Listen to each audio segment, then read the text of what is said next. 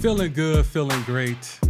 Feeling great, feeling good. How are you? Welcome into Timeline T. I am your host, the Sam D, aka Seduce Me Jr. Like I said, a little bit late today. Had to run into the city, take care of some business. Trains coming back, did train things. Had to push back the start of the stream to make sure I have everything set up and ready to go. But we are here. Y'all see the headline, y'all see the title. Is there some potential smear campaign for CJ Stroud? There's something going on with CJ Stroud in the mix. Something's happening with CJ Stroud. We're going to get into it. Brian Davis, everything that's going on there. That story has gotten really wild since we broke it here, or we reported on it here Friday. Over the weekend, it got a little bit of an update. Monday, it got a real big update, and it's kind of gotten wilder and wilder since Monday. Now, some of his transgressions prior have come out, and people are speaking about it. Sean Merriman has jumped in. This is how wild this story has gotten. So we will touch upon it. And Trey Lance, are we sure he's going to be there week 1 in San Francisco? Some rumors came out. We'll be able to touch upon that too. But, telling you, I was really rushing to make sure I get back here to make sure that we could pull up here and get the proper information here on the stream. You know, Corey's in the chat. Corey's always chiming in. Am I still crazy or what in regards to CJ Stroud? Are you buying into the smear campaign? Okay, he's up to speed. We will get there. Don't worry. Don't worry. Topic 1. Is the media getting at CJ Stroud? Is there a smear campaign going up against the Ohio State quarterback, CJ Stroud, who was once thought to be the number 1 overall pick, who was once thought to be the shoo-in guy at number 1 for whomever is there. But now, over the last few weeks, he's been dropped to number 2. And now, after everything we've been hearing yesterday, now there's potential he could go down to 4 with the Texans not taking a quarterback and with the Cardinals necessarily not needing a quarterback and not trading back to someone who does want a quarterback. Now CJ Stroud allegedly going to 4. And we had people in the chat yesterday that were saying they're not sure if he'll even go to the Colts at 4. So what exactly is happening with CJ Stroud that makes people just not want to take him high in this draft anymore? Let's touch upon some things that are allegedly being said on the timeline. Report: CJ Stroud made a commitment to the Manning Passing Academy, but, quote, the night before, he ghosted them and didn't show up. Now, this is per Brady Quinn, former QB, Notre Dame, the Browns. I think he was with Corey's Cowboys for a little bit there as well. Not really the greatest career. It was a lot of hype for him going into Notre Dame. Didn't really live up to it. But now he's a name. He has some sort of credibility, so he's being used. Now we have his quote: when you do that, that's going to set up alarms for people. So, and Quinn noted that as one of the 3 concerns with Stroud. So there's 3 concerns allegedly. Now, again, all of this is per Brady Quinn. Not sure if we're buying into that completely, but this is what we're talking about. The Manning Passing Academy. He ghosted them, didn't show up.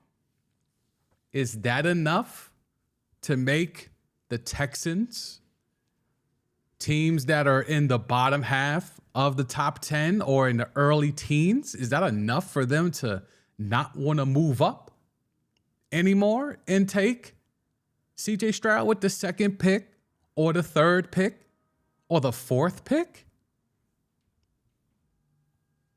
Interesting.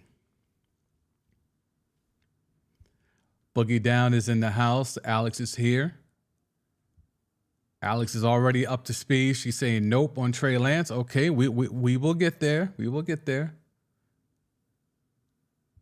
Let's see. Boogie Down calling out Corey. Okay.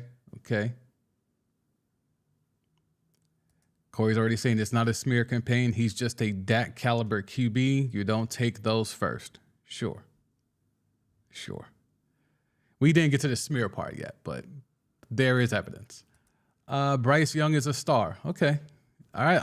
If he don't pan out, I hope y'all are still here to roast this man. If he's not a bona fide dominant star, I hope y'all all come back here and air this man out. Alex, CJ Stroud is Dak. Have you lost your ever-loving mind? Okay. Okay. I like it. I like the energy. I like the energy. All right. So here's the part where it gets a little conspiracy-esque when it comes to the smear campaign. Connor Allen. We have now heard the following about CJ Stroud. He bombed the S2 test, which you can't prepare for. He is hard to coach, and he ghosted the Manning Academy. Whether it's true or not, he is getting wrecked by the media. So those are the three things. Because remember, Quinn said that that's one of the three concerns with Stroud, right? That is one of the three things. These are the other two. That he allegedly bombed the S2 test, and somehow, allegedly, he is now hard to coach. Where are all these things coming from? Where were all these things coming from for months now? Now, all of a sudden, as we're on damn near a week away from the draft, now here comes all of this stuff. Bombed the S2 test. It's hard to coach. Oh, he ghosted the Manning Academy because, Lord forbid, you ghost Peyton and Archie and Arch and Cooper and Eli and them. Are they the gatekeepers? Are we turning now the Mannings into gatekeepers? That this precious Manning Academy can't be ghosted? This is a red flag? Is that where we're at, where the Mannings have this much power in their post-career? Shaky. Absolutely shaky to me, but I will defer to the chat. Y'all let me know how it is. Y'all let me know if this is something that is there fire here. Where there's smoke, there's fire. To me, this is smoke. Is there actual fire where there's a smear campaign going on against one CJ Stroud?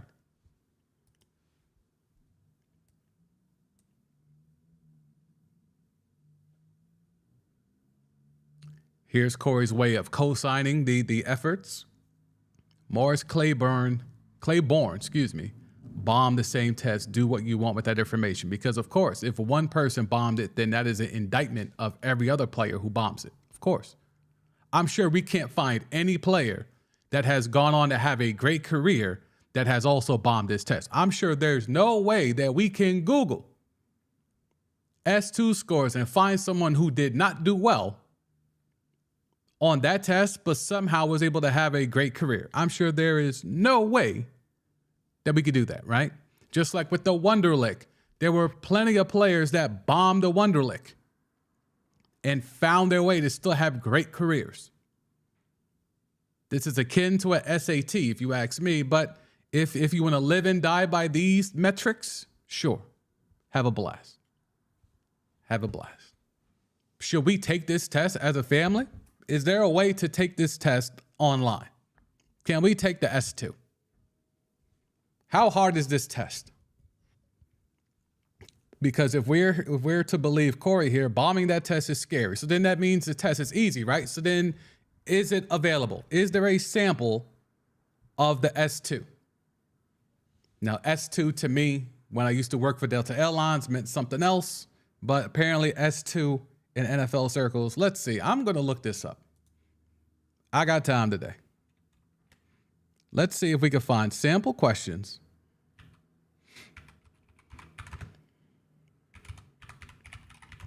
of the S2. If anyone has that information, they could drop it in the chat. Okay. S2 has their own website, but is there a sample of what is on this? I don't know if I want to show this because this, I'm not sure if this is the right. Oh, how do you take the S2 eval? How do I take an S2 eval? Oh, you could do this on Xbox? Hang on. I don't have the Xbox, but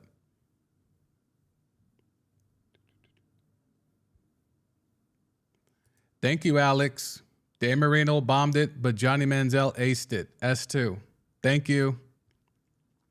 I mean, you know, it's just, I mean, it's just certain things where it's just like, you just want to, and this isn't towards Corey specifically, but it's just the notion of there's certain barometers that are put in place, right? That are to measure things, measure acumen, measure intelligence, measure IQ, measure cognitive response time, things of that nature. That doesn't always mean that the average of that or the high score of that equals results. It just means at this test, you know how to pass this test. Because if you, and I'll let y'all see this because this is the S2 eval, all that type of stuff. You can take it on Xbox apparently, or a laptop. You have to go to a lab. Individual athletes can take the S2 eval at one of our S2 labs across the country. Additional labs will be opening soon. So I don't think this is something we can take a sample test of, but you know, that's how this works. All right, so we'll come off that. So ultimately what comes down to is evaluations, SAT scores, LSTATs, GRE, all these type of the bar, all these metrics are put in place. These exams are put in place to measure metrics of a certain level of acumen for that specific test. But if you listen to Dominic Foxworth, he talks about how the combine is essentially a big ass test and you study for it and you prep for it. And he said a lot of those things that you do at the combine, Wonderlic included, none of that stuff you worry about at the next level. None of that stuff translates to the next level. It's just you study to prepare yourself for this one exam. He said he trained his ass off to improve his 40 time. And he ran a 4.3, I believe. He ran a 4.3 at the combine. He said he never ran a 4.3 ever again after that. But he was always known throughout his career as a 4.3 guy because he did it that one time. It wasn't an actual representation of his speed because he literally only did it once in his life. But because he did it that one time in his life, he was able to carry that with him forever as, hey, I ran a 4.3. So every team he went to, he said, you have to put your 40 time up on the board when you come to the new team. And every time I put 4.3, so dudes thought he had that 4.3 speed when literally he only had that 4.3 speed once. So metrics are there for certain purposes. It's not a barometer or a predictor more times than not of how someone will perform. But if you're just looking for things to chop someone down, this is how you can leverage that. Do we really think ghosting the Manning Academy is a red flag? We don't know the reasons why. But just if we listen to Brady Quinn, when you do that, that's going to set up alarms for people. Well, I don't operate like that. I operate in the sense of if there's an invalid reason, if there's a sus reason, then okay, maybe that's a red flag. But just the definition of you ghosted the Mannings, you had a commitment and you ghosted the Mannings, that's a red flag? I don't think that's a red flag to me. Bomb the S2 test. It's a metric. It's not the be-all, end-all. And we already have Alex who's able to pull up the information of Dan Marino bombed it. And he went on to break records that stood for 30-something years. But Johnny Manziel aced it, and he was gone out the league after what? Did he even finish his first contract? So, and again, and we have the Wonderlic stuff is a barometer. Like all this stuff is just barometers. It is not a true, accurate representation of, oh, you passed this test, you are going to be X level player at the next level. It's all a collection of data. There's no one thing over the other. It's all a collection of data. You try to get as much information as you can, and then you make a judgment off of it. It doesn't mean it's a lockstep. It has to be this way or that's it. Now, if you're trying to measure one player against another, then that's when you could get into stuff like this. Because we know, according to reports, Bryce Young did really well on the S2. He had like a 98 or something, right? So if you compare, oh, well, Bryce Young got a 98. Allegedly, CJ Stroud bombed the S2. All right, well, that just means Bryce Young's better. He's better at taking that test. Maybe he studied better for that test. Maybe his study guide was better than CJ Stroud's study guide. Who the hell knows? That doesn't mean to me Bryce Young knows how to read a defense better than CJ Stroud. That doesn't mean that Bryce Young knows how to move off his first read faster or better than CJ Stroud. That doesn't mean that to me. And I haven't seen enough reporting that indicates that there's people that really know this stuff that feel the same way. So until I see other people that I trust with this information that says, you know what, that could be a barometer, then I'm not going to roll. But if we have someone who is arguably the first overall pick for months, or at least, seesawing back and forth between him and Young, now all of a sudden he's around 2. Okay, fine. Now he's dropping to 4. And maybe even not at 4? Where is this coming from? How does this happen? Where is the information that is showing why someone who is arguably going to be the first overall pick is now slip sliding down multiple draft boards? Hella problematic to me. Hella problematic to me. Where's it coming from? Who is putting this information out here? Because let me see. I'm going to try to, let me see if I can find some information in regards to why this is happening.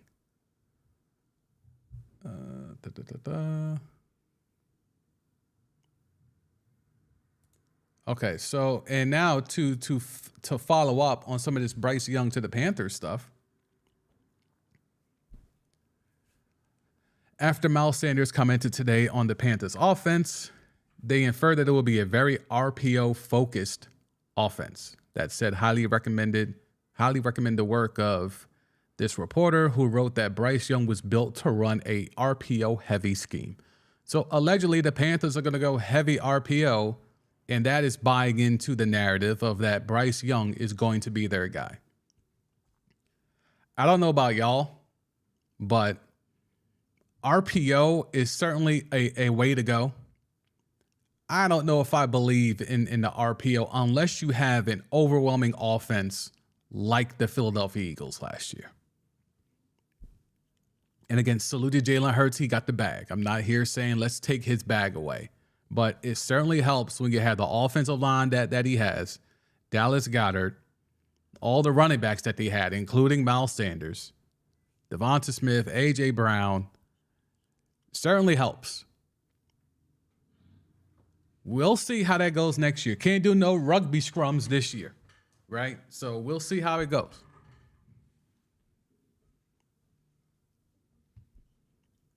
So it remains to be seen how that goes. But to me, ultimately, I'm just curious as to why all of a sudden CJ Stroud is tumbling down draft boards. It just doesn't make sense to me. With all the things we've seen, with all the things that we've come across, there really hasn't been a lot of information as to why someone of his caliber would be slip sliding away. I haven't seen anything that would say why he is actually slip sliding away. None of it. I am trying to pull up a couple of tweets that I saw from Dove Kleiman. Let's see if I can find it here on the fly.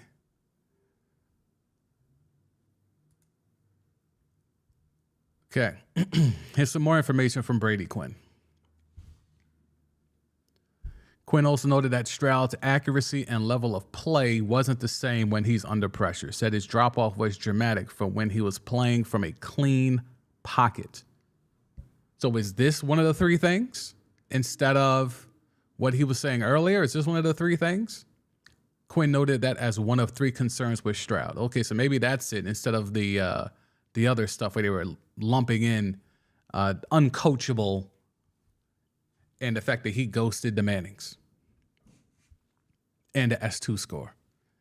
Stroud's accuracy and level of play wasn't the same when he's under pressure. Said his drop-off was dramatic for when he was playing from a clean pocket. I'll let y'all tell me, man. I'm a little over the whole narrative of, nitpicking. Because again, who was Brady Quinn? Let's be honest here. Who is Brady Quinn? Well, what analysis has he given that will let us know that he knows how to break down QB play? And I'm not here shading him. I'm just saying, what has he brought to the table from an analysis perspective? I'm not familiar. If someone out there knows, feel free to drop it in the chat, but I haven't come across any evaluations that have been really poignant analysis by Brady Quinn.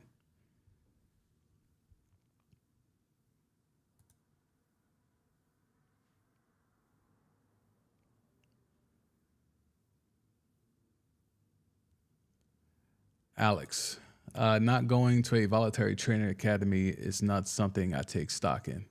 Got you.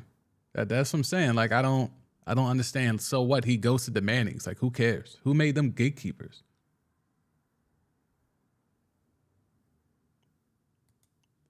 Alex, I figured out why Corey is so big on Kyler Murray. Kyler, who has not done anything. Kyler Murray scored high on the S2. That's probably right. I mean, I love how he could take that test, but, his own teammates call him out for a lack of hard work, a lack of dedication to the craft of getting better.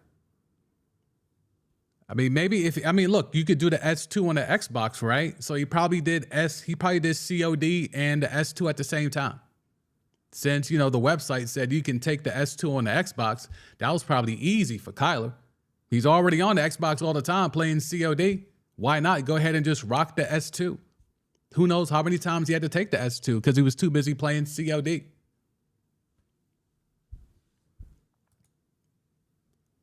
I would love some answers, some real analysis on why CJ Stroud is tumbling. I would love it. I would love someone with some credibility. No offense to Brady Quinn, but that ain't going to do it. What he's saying, that ain't going to do it to me. Let me see.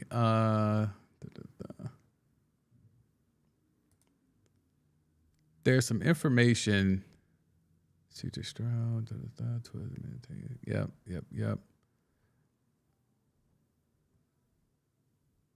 Okay.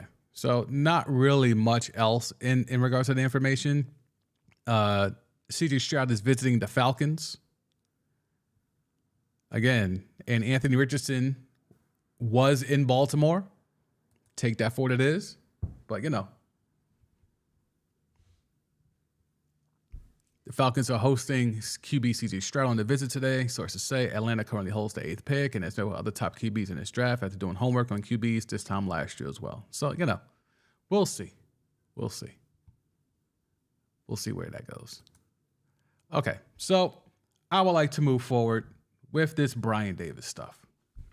Now, Brian Davis has gotten himself in a world of trouble.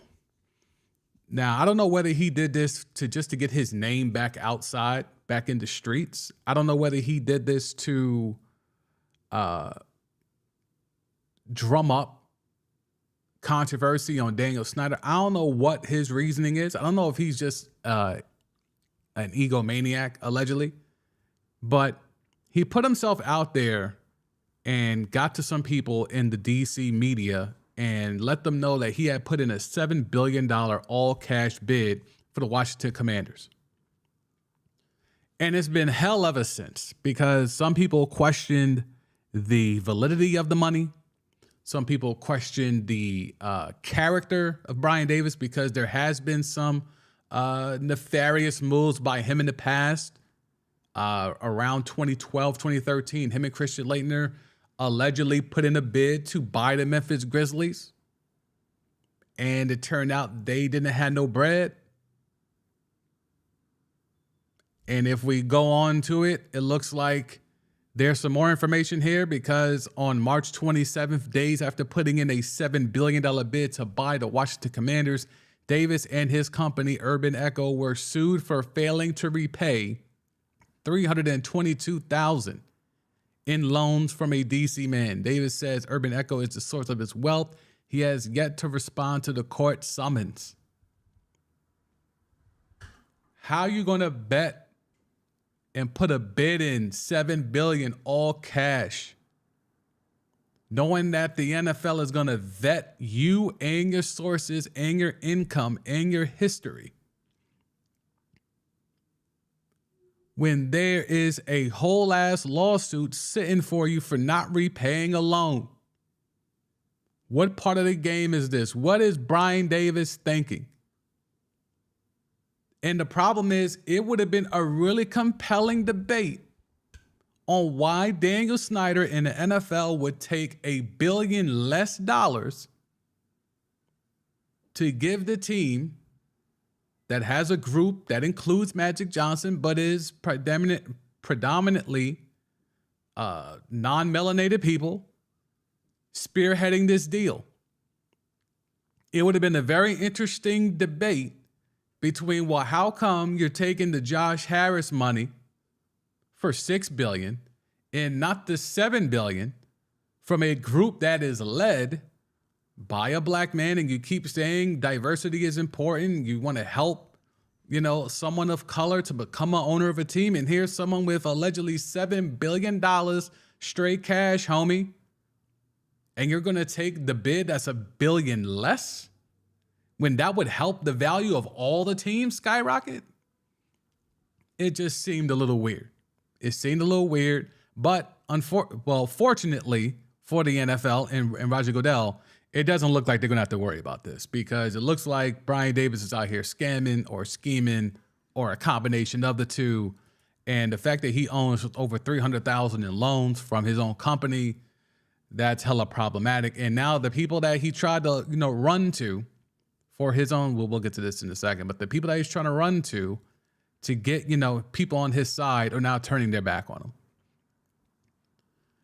So back on February 17th, this is Darren Hayes. He is a reporter, journalist, anchor out there in DC. He said that there was 4 bids that were submitted to purchase the Commanders franchise, and there was another bidding tour for a potential new owner. So that's 4 bids. So each person that gets a bid gets a bidding tour. Okay, so there's at least 4 and another bidding tour. So that's 5 potential bidding tours. Brian Davis has never gone on a bidding tour, and his alleged bid of $7 billion wasn't the first bid, as he claims. The guy that was reporting the story is now poking holes in his story. So Brian Davis went to Darren Hayes to leak his involvement in this bidding process, and he gave what Darren Hayes assumed was credible information, and he put it out there. And now no other blue check boy or girl has confirmed any of this stuff that Brian Davis was telling Darren Hayes. And now Hayes has to kind of shoot down Brian Davis. It is what it is at this point. So Brian Davis hasn't gone on a bidding tour of the team facility like the other potential buyers. That's like wanting to buy a car without at least wondering what the car even looks like. So what the hell is up with Brian Davis? Alex is laughing. Oh, I'm pretty sure. Is that about the COD S2 thing? I mean, yeah, well, why not? Why not? Oh, Lord, and the hits keep coming for the Commanders organization. Yeah, it's weird, man. Daniel Snyder I don't know what's up with that. I just don't understand it, Alex. Like, it's really wacky how this franchise just seems to be surrounded by ineptness. Just surrounded by it. Let me come up the screen here to see if I can see. Was there another window? I had one more window I wanted to touch on that had this information. Or was that it? That might have been it. All right, let me go back to Darren Hayes for 1 second. I feel for him because Darren Hayes jumped out the window last Friday night, and he had what looked like to be amazing tea. He looked like he had amazing tea. And then all of a sudden, the facts started to get a little bit wonky, and the information didn't really make sense. And yeah. And to even emphasize the point more, I guess Brian Davis did an interview with Brian Davis. So Darren Hayes did an interview with Brian Davis. And he asked the $7 billion question, where's the money coming from? And unfortunately, he didn't get a lot of answers. I'm done with the Brian Davis bid until Bank of America says he got the cash and the cash is legit. So apparently he was questioning Brian Davis, on where he's getting this bread from. Where's the $7 billion coming from? And I'm not going to watch the interview because I'm not going to waste that much time on an alleged scammer. But apparently Brian Davis is out here just running wild with this $7 billion number, and people were starting to believe it. But now that they're pulling the facts, it's becoming problematic. And then there's the Sean Merriman piece. Where is that? The Sean Merriman piece, to me, is the one that really hits home. Where is it? Here we go. Okay, so it starts here with that lawsuit stuff, right? Then we go here. Brian Davis told Darren Hayes he regrets past financial problems for which he was sued, but claims debtors from old businesses have been paid. Sean Merriman, yes, that's Sean Merriman, lights out Sean Merriman, tells me that's not true.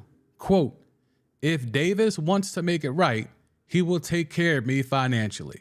So again, not only are we getting Brian Davis put himself back out there in the limelight for whatever reason, allegedly Saudi money, whatever the case, right? He put himself back in the limelight, only to have the fact that he was just recently sued through his company. Then we have people digging into his past because he's now making claims that aren't true. Now we got lights out Sean Merriman saying, hey, that dude still owe me money. So imagine being Sean Merriman and you're on the timeline and you see the dude that owes you money running around talking about, I got $7 billion cash to buy the Washington Commanders. Can you imagine the anger Sean Merriman had? This dude owes me money and you running around buying NFL franchises? Straight cash? That's my cash. Oh, let's see if we can find out how much money Sean Merriman is owed. I'm now all into this story for all the chaos, the nonsense of this story. Okay, well, he was previously, Brian Davis, allegedly a minority owner of the DC United.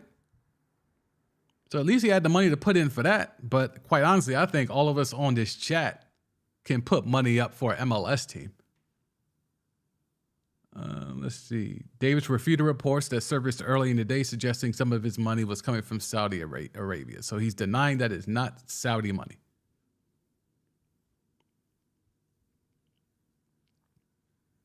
Okay, Davis has been named as a defendant on several lawsuits. Davis and his former Duke teammate turned business partner Christian Laettner were sued by Scottie Pippen for failure to repay a loan for failing to buy the Memphis Grizzlies. So again, I don't just say stuff. This is stuff that is factual. So I said he tried to buy the Grizzlies and they ain't had no money. Here they go. They tried to borrow some money from Scottie Pippen. Good Lord, Larsa didn't get a whiff of that. I'm sure Larsa knows, but yikes. Scottie Pippen for failure to repay a loan after failing to buy the Memphis Grizzlies. I actually sold my assets to pay everyone back. So I would like to apologize to the public or anyone else I offended or I gave harm. But the idea is that I'm a stand-up person and I sold the asset to pay everyone back and I've moved forward. Where is the Sean Merriman piece? Oh, we don't have it. Oh, it's not in this story. Come on, don't tease that and not have it. That's a bad job. That is clickbait. Boo. I need to know how much money Sean Merriman is owed to have this dude pull up talking about he's going to buy a team for $7 billion. $7 billion. I never realized he was on the cover of a video game. That's kind of wild. Let's see. Nope, there is nothing there. Nothing on the timeline. Oh. So he's throwing some shade here. He's with his own Saudis. And he can confirm it wasn't my folks. Okay, Sean Merriman talking that talk. I didn't know he's talking greasy. So he does feel away. This right here means he feels away. Because you don't respond to the tweet about this dude buying money.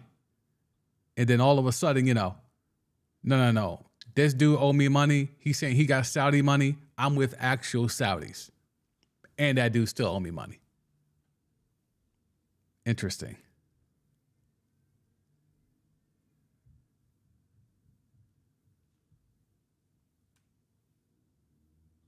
Ooh, okay, so he's been on this. 3 million. Okay, see, we're getting to it. We had to go to the source. Brian Davis doesn't have the funds. Tried to get me for $3 million, took his ass to court and won $4 million. He owes me. He owes a bunch of athletes money. The other owners will never approve this. Okay. Thank you, Sean Merriman. Even Brendan Haywood, former NBA players, chiming in. So this guy is a scammer. In my opinion, yes. Okay, so now we're getting somewhere. Now we're getting some actual information. Christian Laettner was his partner too. I tried to get his home in Florida, but they have protection laws, so I put a lien on everything else. Oh man, so this is getting deeper. Sean Merriman is not for play. That's something we learned today. Do not mess with Sean Merriman. Sean Merriman still hates Laettner. Did he actually pay you any of the $4 million? Yes. Okay, so he did pay him some of the $4 million that he was owed. Okay. I respect the transparency of answering these questions on the Elon app. I respect that. All right, so we got to the bottom of that. That's amazing. That we got more information on Brian Davis straight from Sean Merriman than we have from reporters, no offense to Darren Hayes and some of the others that have been, just taking the information that they're giving and putting it out there just because information is real estate in this content space. But that is interesting. Okay, so not only is Brian Davis getting sued via his own company, but he still owes money from people he tried to get money from to buy the Memphis Grizzlies. And also, he owns Sean Merriman and other athletes a myriad of money, various amounts. Okay. All right. Trey Lance. Sources. The 49ers have received inquiries from several teams looking into a potential trade for former number 3 pick QB Trey Lance. The conversations have been the result of San Francisco fielding the calls, not making them, with teams aware that Brock Purdy is likely the future starter. This is where I would like to go with this topic. Brock Purdy showed that he can be a game manager and be able to run the offense smoothly, right? And he's on a dirt cheap contract with being the 6th round pick that he is, right? So he is the bargain of all bargains right now. If you can have a 6th round pick as your starter. The problem is that Brock Purdy came out, I believe this week or late last week, and said he's not even sure if he's going to play this year. Now, that could be downplaying the speed of his return. That could be putting a caveat out there in case there's a setback in rehab, so on and so forth. But ultimately, if you're the 49ers And if there's a legitimate chance of Brock Purdy, it's definitely clear he's not going to be there week 1. So then why is there such a disdain, apparently, allegedly, for Trey Lance? You haven't even gotten a chance to see what Trey Lance could be. How are we so certain that Trey Lance can't game manage the same way that Brock Purdy does, like Brock Purdy did, and can make things happen if he has to escape from the pocket? He has some escapability. He is perceived as a dual threat, a mobile quarterback. But why are we so certain that he can't get this off? Now, again, the key point here is that they're not making the calls. They're just fielding calls. I just want to know, why would they be so quick to give up on Trey Lance? None of us have seen enough to have any type of judgment, pro or con, against Trey Lance. Well, Trey Young is trash. He should be traded, but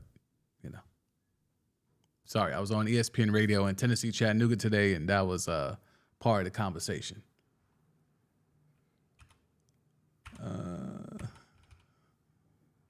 Let's go to Football Reference and see what we can dig up here on Trey Lance.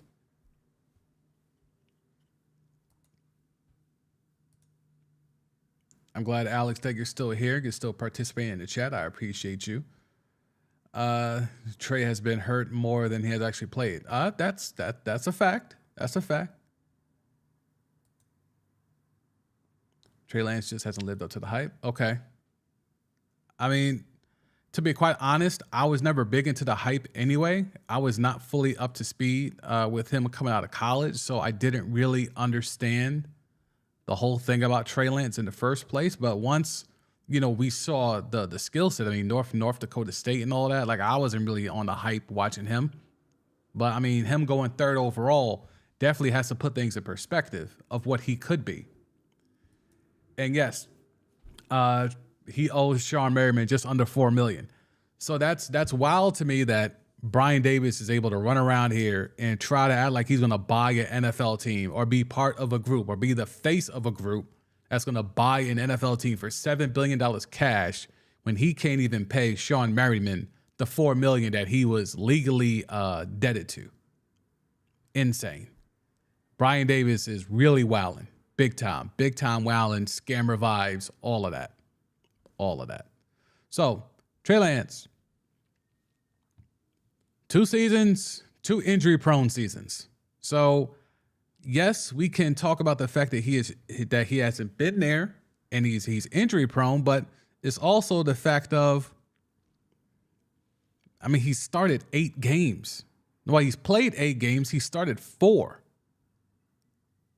Like, I don't think the 49ers or any other team, to be quite honest with you, are in a position to understand what he is. Even if we go to advanced data, there's not a big enough sample size to even make a comprehensive, analysis off that. No, you really can't. No, there's not accuracy. Let's see, accuracy. No, it's just not enough of a sample size. So I understand the whole narrative of why you go with Purdy, but if Purdy's not going to be there, I mean, you have to go with Trey. Then what happens? I guess it's a good problem if Trey comes out and he balls, right? Assuming he's completely healthy. If he comes out and he cooks, I mean, he'll be 23 when the season starts, but like 23-year-old quarterback,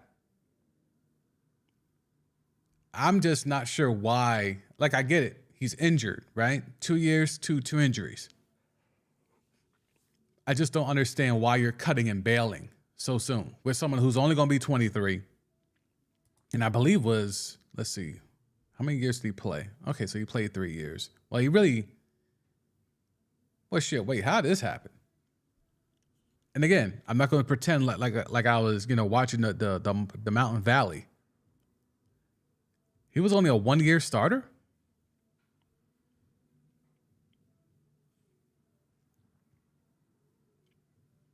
So he got drafted basically because of his sophomore year. And they traded up to get him, right? They gave up a lot of capital. You gave up a lot of capital to move up to get Trey Lance.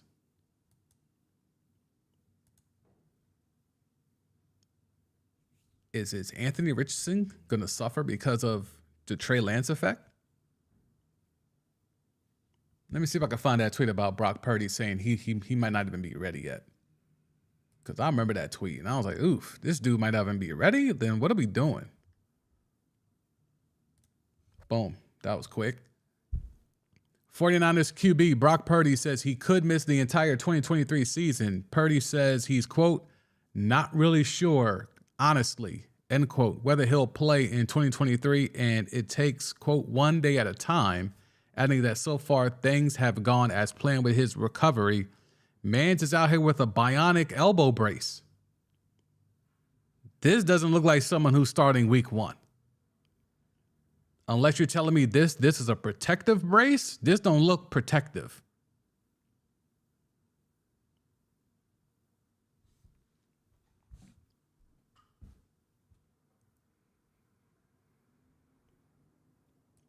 Alex, I think you start him if Brock can't go. No, I think, I agree. I think you have no choice. I think you have absolutely, positively no choice, unless you can convince Tom Brady to pull up. Or if the Aaron Rodgers thing to the Jets doesn't pan out, then maybe you could convince him. If he has 4, Alex continues, if he has 4 or 5 bad games and Brock can go at that point, you put Brock in. Okay. I'm not mad at that. I'm not mad at that. Interesting, though.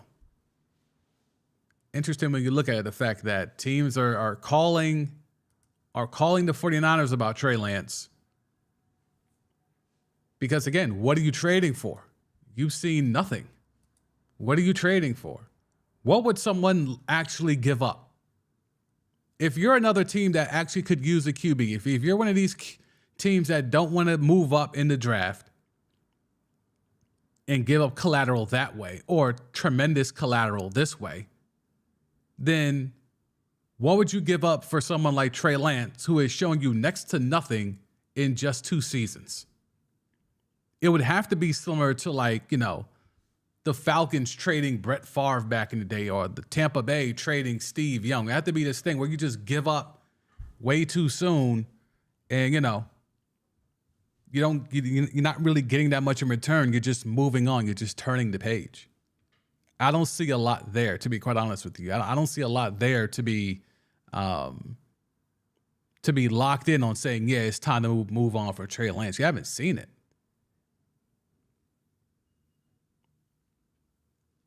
And here's something. The Vikings have reportedly talked about a trade for Trey Lance. Let's see if this is clickbaity. It's from a Vikings blog, so it could be a little clickbaity. Mike Florio, Blue Check Boy, revealed that there was some chatter at this year's scouting combine about the Vikings potentially trading Kirk Cousins to the San Francisco 49ers. Now, Florio is reporting that the trade discussion between these teams also included. Now, that's interesting. Okay, maybe clicking on this was worth it. Okay. Lance being involved in the potential Cousins to San Francisco trade also became a little more believable on Wednesday when Ian Rappaport shared that the 49ers have received inquiries from several teams this offseason about acquiring Lance.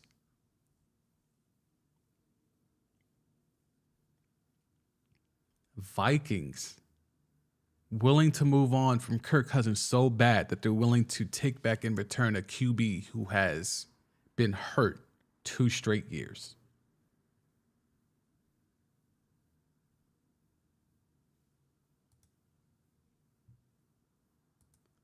That is a brace that you can use to start throwing motion again after the elbow surgery. Okay, so we're saying this isn't okay. Let's see, where is it? Ian Rappaport. No, that's that one. Where's the Dove one? I think I might have gotten off that. Okay, but all right. Thank you for that, Alex. Well, that to me is interesting. if the Vikings are clearly ready to move on from Kirk Cousins, and it's come down to taking back Trey Lance in return for moving on from Kirk Cousins in San Francisco would be lit. I mean, that's not. I would be pushing to make that deal if I was the 49ers. I would be the ones calling them. If I can move off Trey Lance, and I know financially it's an issue because of Kirk Cousins and the fact that he will always want guaranteed money once he got the Vikings to give it to him. So now he will. I don't think there's a chance, unless he's trying to hang on at the end of his career and just try to hang on. I don't think there's any way Kirk Cousins ever takes a contract that is not fully guaranteed. Why would you ever go backwards? Why would you ever go backwards? So let's see, what else could we find here?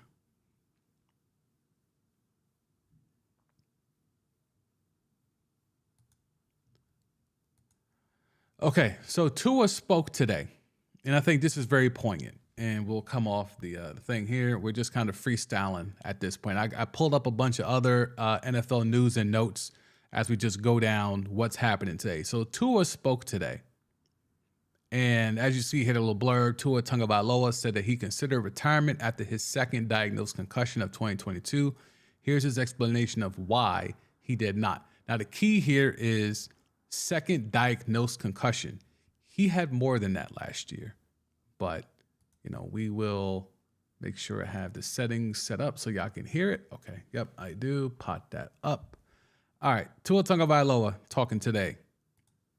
Whatnot. I mean, truthfully through it all, was there any thought about, walking away or whatnot after, the second time you put the protocol in? Just if not, what kind of led you to have that confidence to not really consider that? Yeah, that's a good question. I think I considered it. Let me know if y'all can hear that. I'm pretty sure y'all can hear that, but just let me know. Let me know if y'all can hear that. Having sat down with my family, having sat down with my wife, and having those kind of conversations, but really it would be hard for me to walk away from this game with how old I am, with my son. I always dreamed of growing, playing as long as I could to where my son knew exactly what, he was watching his dad do. And it's my health, it's my body, I feel like this is what's best for me and my family. So, I love the game of football. If I didn't, I would have quit a long time. Okay. Thank you, Alex, for letting me know that you can't hear it. Yeah, the audio was not the greatest on the video because these guys just do everything with their phones. They don't have actual equipment there. But essentially, he spoke with his family, and he wants his son to be able to know that he played and be cognizant of him playing, and he just wants to keep playing. And concussions be damned. And you can allege he had up to 3 or 4 concussions last year. 2 that were diagnosed, and the last one was self-diagnosed. He had to tell the team, and this was after they were done. This is it was late in the season. He got that concussion, the 3rd, or some say even the 4th concussion. And then the season was done for the Dolphins, or for sure, at least for him, because he wasn't going to play in the playoff game. And it was 2 weeks after that playoff loss, and he was still saying, I have symptoms. That's problematic. So yes, I'm not surprised that he was considering retirement after the season that he had, with the concussions that he had, with the even though when he was healthy and he was upright, he saw a measure of success that finally made people fall back from calling him a bust. I mean, with the weapons he had around him, there was no way that, he could fail. Only his body failed him, and it's not really even his fault. So multiple concussions last year. He considered retirement He wants to play again this year and doesn't want to retire because he has a son and he wants his son to be able to have memories of seeing him play. And if you know Tua and his backstory, he's a deeply religious man. He's a deep family man. So I'm not surprised by his comments today. I just think if I'm the Dolphins, how do you carry this going forward? Now, some people believe in what's the backup QB's name? Dude play Skylar Thompson. I'm not. I believe, who was it? Joshua in here? Yeah, Joshua was in here, I believe a week or so ago, maybe 2 weeks ago, and was talking about how he's a fan. If they develop Skylar Thompson, he could be something. I'm not willing to go that far, but I would not be surprised if the Dolphins do investigate drafting a quarterback. Because I don't know how you can, I mean, it was a big deal that they picked up his option, Tua Tagovailoa's option for this year. So if you're looking at this, they forfeited the first round pick because of the nonsense with Brian Flores and them, trying to beg him to tank. But they have a second round pick. In theory, Hendon Hooker could be the play there. Or if you're a believer in DTR out of UCLA. They have a third round pick. Do they have any conditionals? Nope.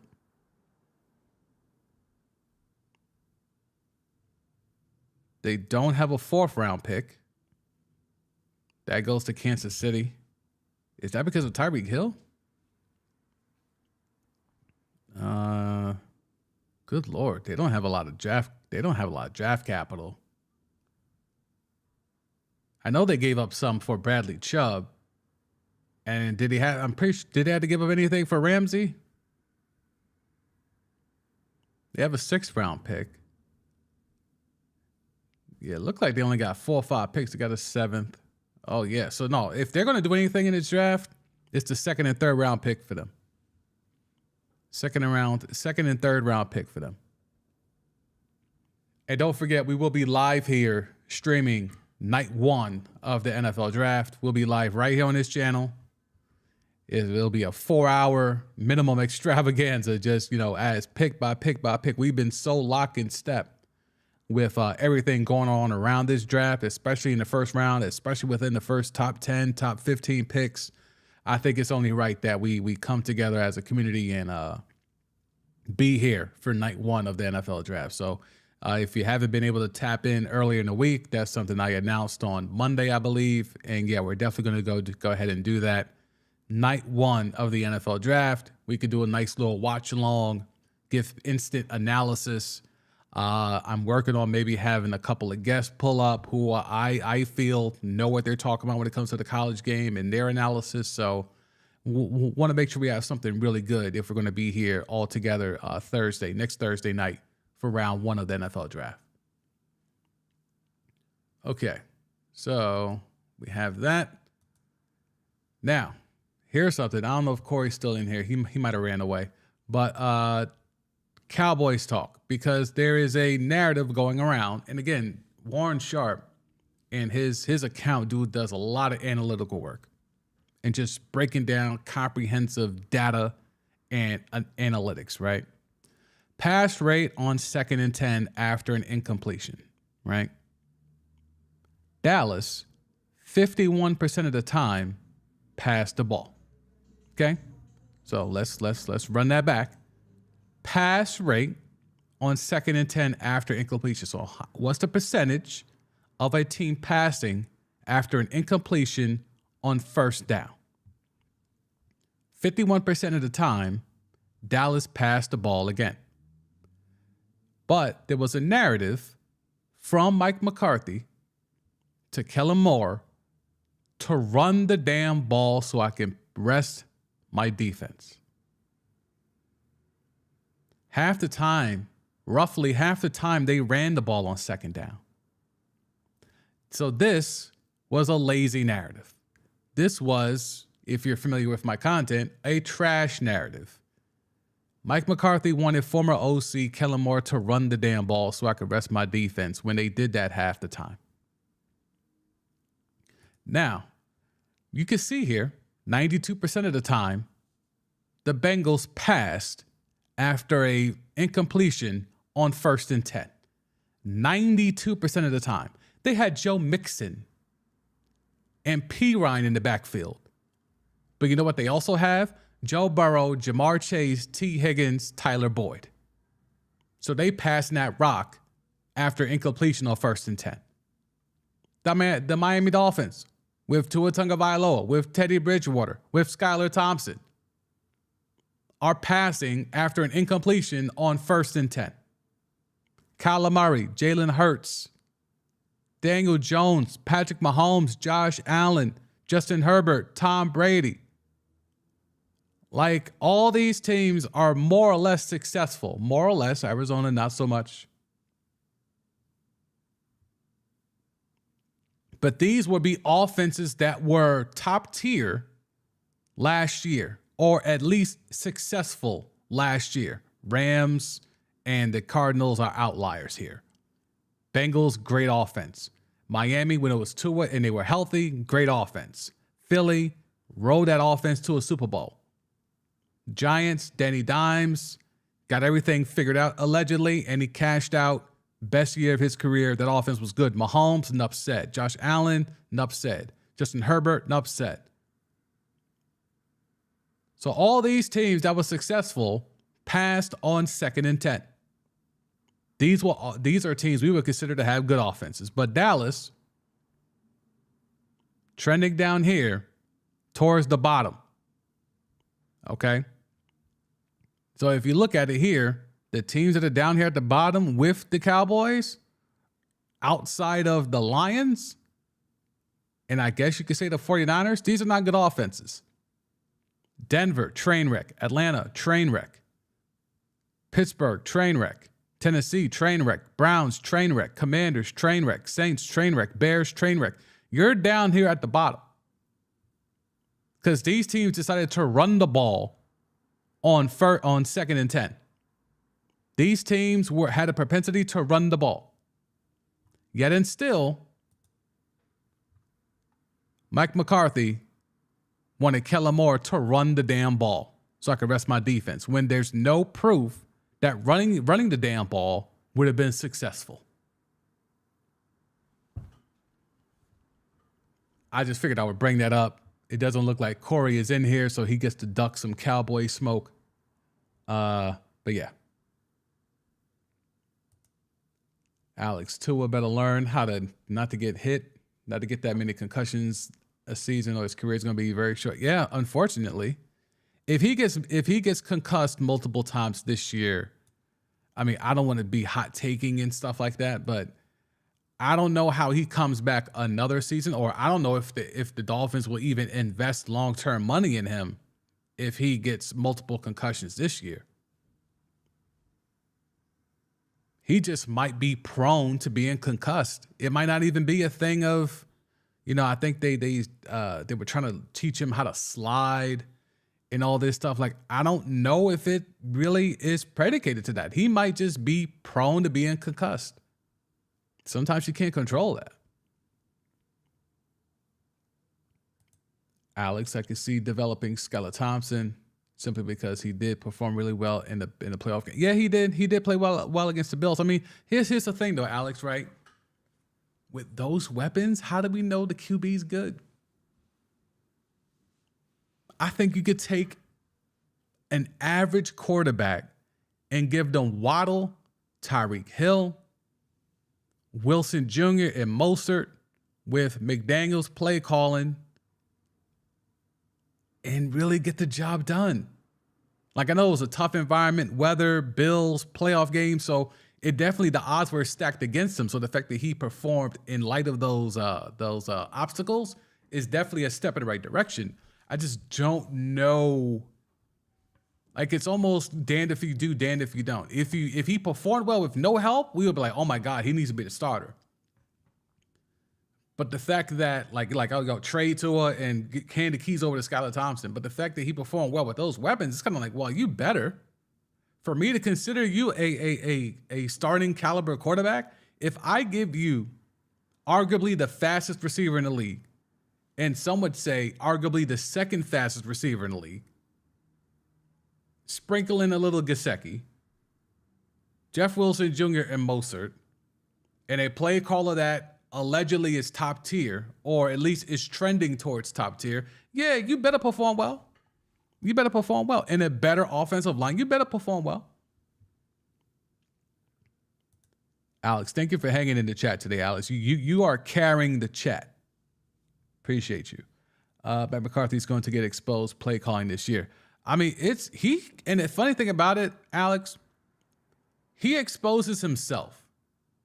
And I love bringing this point up, and it's nothing Corey or any other Cowboy fan could say about it because it's factual, because Mike McCarthy was dumb enough to say it publicly.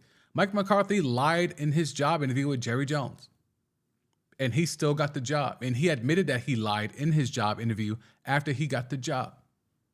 He lied when he told Jerry Jones that he was up to speed with all the advanced analytics and he watched every single play from the Cowboys, prior to the job interview to get up to speed. He had all these things that he was telling Jerry in the interview, and it was all a lie. And McCarthy admitted it. And Jerry still kept him. I don't know any other scenario where you go on a job interview and you lie in your job interview and then you tell the world that you lied in your job interview and you still keep that job. In this year, he's getting a promotion of sorts by being a play caller now. Insane. Absolutely insane. Alex, I get what you're saying, but they don't have the draft capital to do more. So I mean, oh yeah, no. If we're looking at it, if we're looking at it from that point of view, then yes, I agree with you. If you're saying because it appears they only have like 4 or 5 picks in this upcoming draft, you can't burn one of those on a QB when you have potentially a guy you could develop in Skylar Thompson. Okay, I'm not mad at that. I'm not mad at that at all. Boogie down in the house. There's a strong chance D-Hop goes to Baltimore. Are you seeing reports on that? Let me know. I'll hit the timeline and see what's good. Or is that just a feeling? I can refresh these tabs here and see what's good.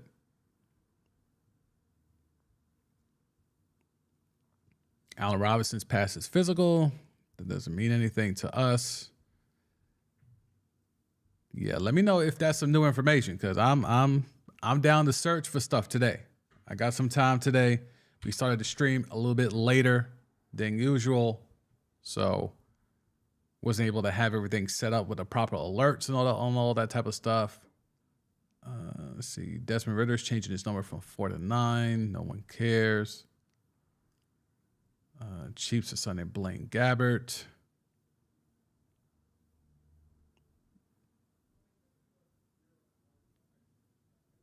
And here's more information about the S2 stuff from earlier. Panthers GM Scott Fit. I don't know how to pronounce that last name. He says S2 testing is something they believe in. S2 is a cognitive assessment test to measure processing speed. There are teams who evaluate, especially with quarterbacks. Bryce Young tested at an elite level, scoring a 98. Dan Orlovsky in the comments. The scores of the top QBs are fascinating this year.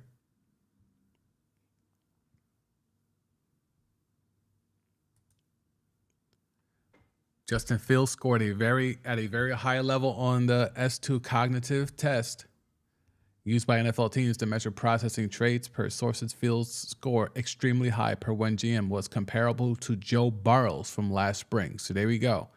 There's some guys that scored high. Let's see if we could just find a list of scores. Let me come off the screen here for a second. I'm going to just dig. I think I want to get into this S2 shit, because S2 cognitive test scores. Notable NFL.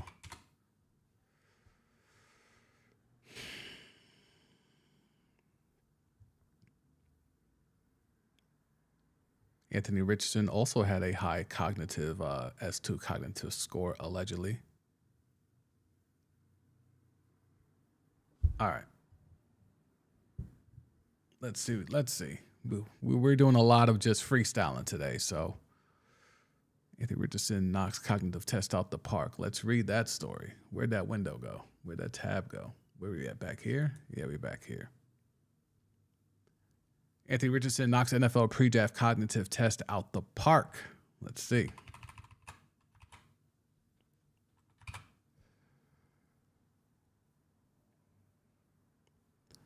He's one of a handful of quarterbacks who earned high marks on the increasingly popular test. Alabama star Bryce Young nearly acing the cognitive test by scoring a 98. And Kentucky quarterback Will Levis also reportedly scoring very high. So there's no score here for him, for Anthony Richardson. It just says he knocked it out the park. I don't know what that means. Let's see if we can find someone.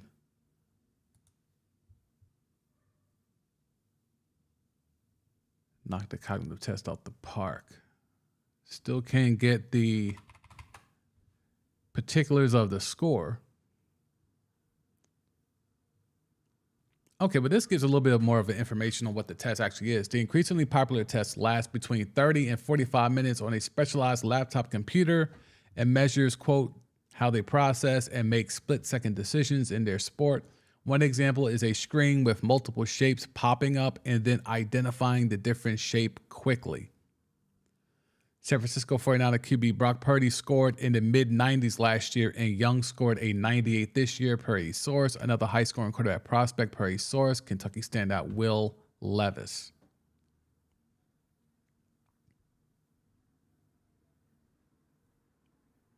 Okay. So we got a little bit more information there at least. All right. Let's see. How else can we find? Joe Burrow scored a 90. What? A 90 sort of number.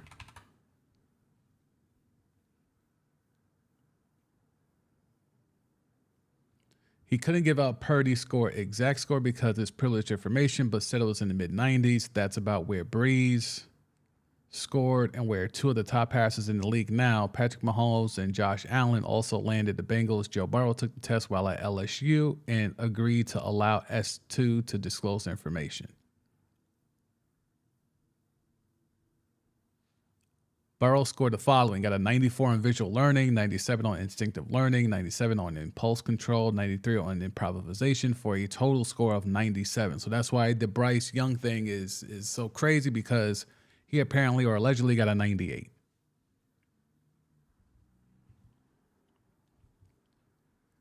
Let me hit the chat.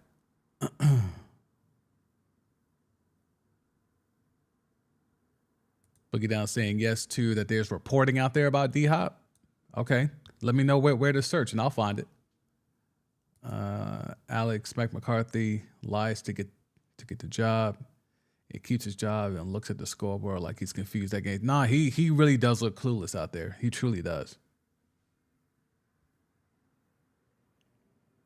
Oh, Pac-Man is okay. Pac-Man is saying it. Got you. Got you. I will look that up. Alex, S2 found that quarterback scores accounted for 29% of their career passer rating. Thank you, Alex, for always bringing the heat with the data. I appreciate that, because sometimes I'm looking up stuff and I don't know where to look, and it's great. You always have that stuff at the ready, so I appreciate you. Because it's that stuff that kind of just like, all right, like, what does any of this actually mean? Like, yeah, this website is fancy, but I'm not really seeing too much there. We'll come off that. All right, let's see what else. But I would love to know, like, who sucked. Alex, do you know the info of who sucked on the S2? I know you said Marino earlier. Is there anybody else, or is he the biggest guy that we got paused that has crashed with the S2? I guess if it's all anonymous, I guess they're probably not going to leak that, right? Because if Burrow had to give them written permission just to let his scores out, and allegedly this is privileged information.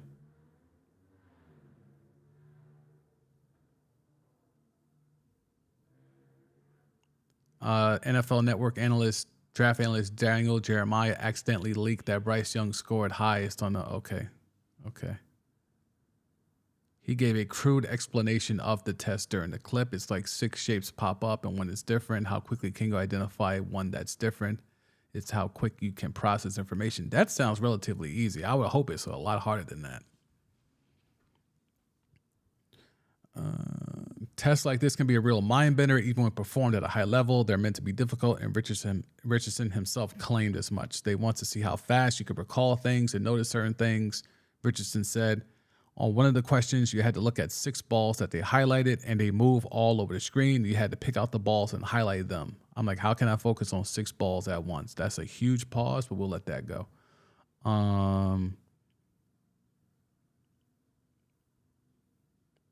And while Reddit-style team message board laughed at this quote and called Richardson a bust, he actually tested well. Okay.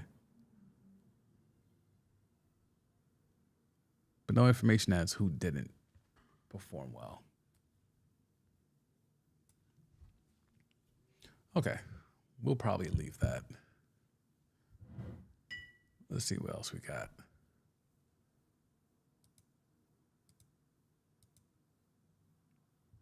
Here's something. Speaking of Josh Allen, he was mentioned as someone that scored very well on the S2. Quote, I'm getting older.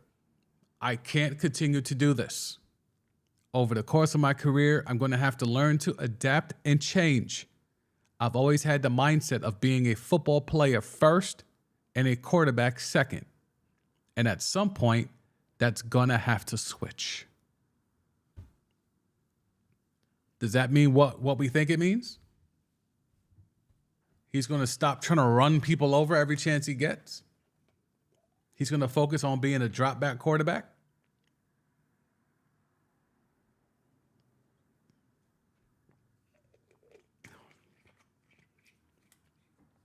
And is that why the Bills are trying to get a second receiver?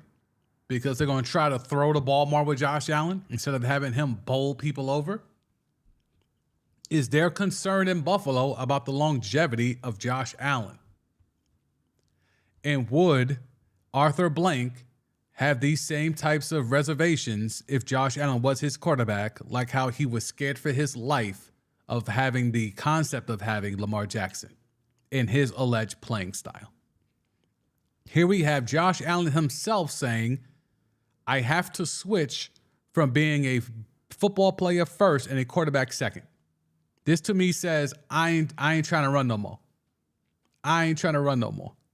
Especially after he got that contract. And we know this. There's a lot of funny money in that contract. It's still a lot of money. He ain't trying to get hurt. He's trying to see every penny he gets. He's trying to maximize all these years so he could try to get as much of that funny money incentives as possible.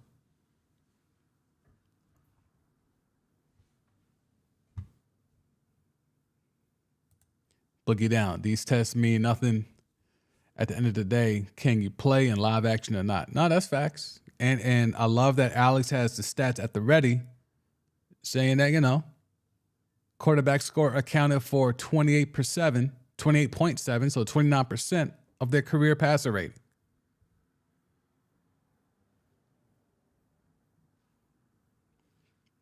Boogie down. Josh Allen won't succeed as a dropback passer. I've seen enough of his game. He relies on his legs and needs them to be successful. He also relies heavily on Stephon Diggs getting open.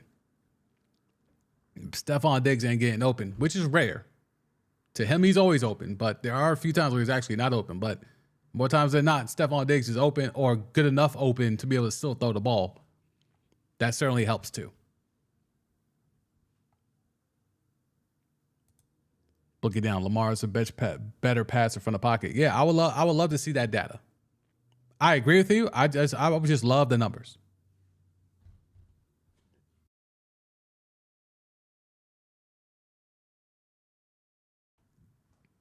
Okay, thank you, Alex. Alex is out here with the data. Kirk Cousins, he of the fully guaranteed contract. Dan Marino, Hall of Famer, elite. Hakeem Nicks, solid career. He got a bag. Jeff George, probably the biggest coulda, shoulda, woulda in the history of NFL quarterbacking. And VY, Vince Young, all bombed to S2. Got it. Thank you, Alex. That is important information. I need that information, so I appreciate you. I'm going to try to do a deep dive myself once the stream is over, because I really want to get into this whole S2 thing. Like, what does it really matter? Because again, if you're just pulling up, there's a lot of information out here floating around about CJ Stroud, and is he being smeared? And that's the reason why I titled it. And let me make sure I get the right windows back up for him. But there's a reason why I wanted to ask that question, is because to me, it's very peculiar how at one point in the very recent past, he was thought to be a guy that could go number 1 overall. And over the last few weeks, he's been torn down left and right, whether it's about him not being coachable, whether it's about him, ghosting the Manning Passing Academy, and Brady Quinn saying that's going to set alarms up for people. Why would ghosting the Manning Passing Academy be a red flag? You think Jim Irsay gives a damn? Well, wait a minute. Colts, Manning. Okay. Hold up now. The smear is starting to smear. Because if we're looking at potential teams that would take CJ Stroud, if we're certain that the Texans aren't going to do it, if we're certain that the Cardinals are not going to move back from 3, so they're not going to do it, if the Colts don't do it, that Manning Passing Academy, once they got ghosted by CJ Stroud, don't you think they might have put a call in to one Jim Irsay? Hey, if you thinking about CJ Stroud, he just ghosted us. I don't know if you want that at Lucas Oil. Is the smear starting to smear? And now we have people like Brady Quinn coming out here and pushing this narrative and referencing this Manning Passing Academy as some sort of huge deal. He also referenced the fact that Stroud's accuracy and level of play wasn't the same when he's under pressure. Said his drop-off was, quote, dramatic from when he was playing in a clean pocket. Find me the quarterback that plays drastically better playing under pressure than a clean pocket.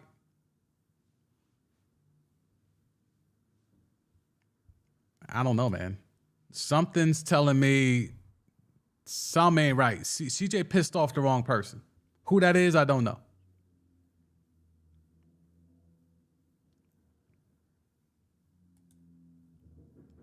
Alex, all in all, to me, the S2 does not account for you being able to play the game. I think that is the biggest whole point, Alex. And I think that's why it is very dangerous to have these narratives out here of how you can just, disparage at the end of the day a young athlete because of a test. This is not putting pads on. This is not, facing a blitz. This is not, reading the wrong hot route, or you thought the receiver was going to cut in, but he cut out.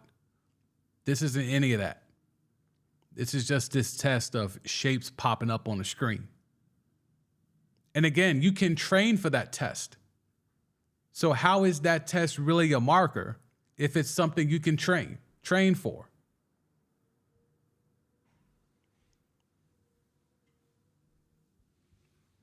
And you can do bad on this test, as Alex has been gracious enough to keep telling us. Like, you can do bad on this test and still have a great career.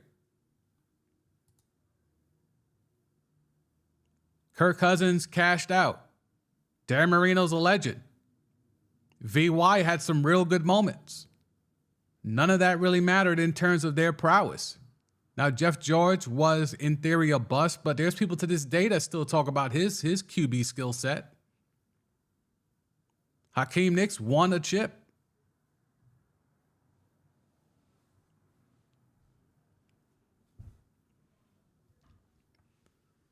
So where is this smear coming from? It's coming from somewhere. And if the Colts hold the 4th pick, And the greatest QB in the history of the Colts, unless you want to go with Johnny Unitas, if CJ Stroud ghosts Peyton Manning's passing academy, would it really be that shocking for a call or a text or an email or a DM or whatever to be sent to Jim Irsay like, hey, I don't know if you want to get involved with CJ Stroud. He just ghosted us. I'm just saying, sometimes the answer is right there in front of us, and I'm glad we were able to have this discussion on the back half of the stream because I didn't put this together when we first talked about this story about an hour ago. But now that we're spinning the block on this conversation, now it's starting to add up. Now we got Brady Quinn out here toting the water for the Manning Passing Academy. Is that what we doing?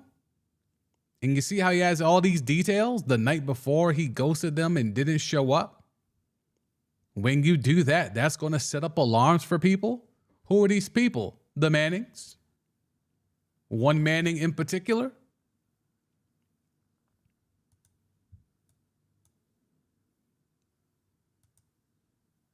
Alex. Oh yeah, that's an interesting point about them calling Jim Irsay and saying, you sure you want a guy who doesn't honor his commitments? I mean, I think, Alex, sometimes the answers are right there and we just have to kind of just, parse through the nonsense. But I think there could be something to that because it's clear to me, CJ Stroud he's been in the number 1, number 2 pick consideration for months. Months. Now, all of a sudden, we have this clear-cut reports that the Panthers are taking Bryce Young. Okay, cool, fine. Now that leads us to the Texans. And there were reports a few weeks ago, Peter King from SI specifically, saying that the Texans could pass on the QB and go with Will Anderson or the best defensive player that's on their board. Cool, makes sense, especially with D'Amico Ryans. Makes sense. Cardinals don't need a QB. They just paid their QB $189.5 million. So the Colts would be the most logical spot for CJ Stroud. But now if you're telling me the Colts won't take CJ Stroud or are considering their options at 4 in not taking what many would believe is the second best QB, if not the best QB on the board, well, why wouldn't they? Well, now if we do the science, and all of a sudden we're getting reports of CJ Stroud making a commitment to the Manning Passing Academy, but the night before he ghosted them and didn't show up. And somehow this is sending reverberations throughout the league. That's going to set up alarms for people. What are we doing here? What are we doing?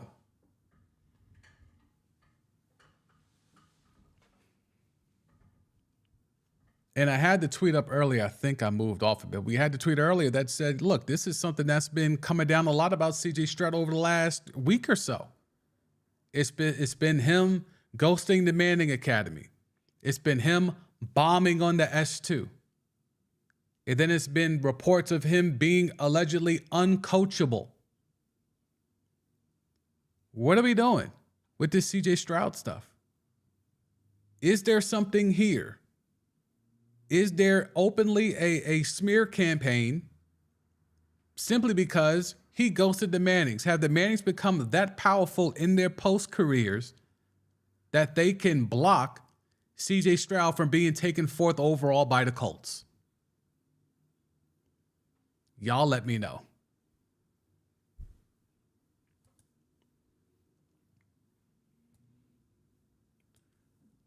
Talal in the house, I see you. Greetings. Boogie down. Brady Quinn, career completion percentage 53%. He threw 12 TDs to 17 interceptions with 64 career passer rating. Bro was shit. You see why he hates on these young dual threat QBs.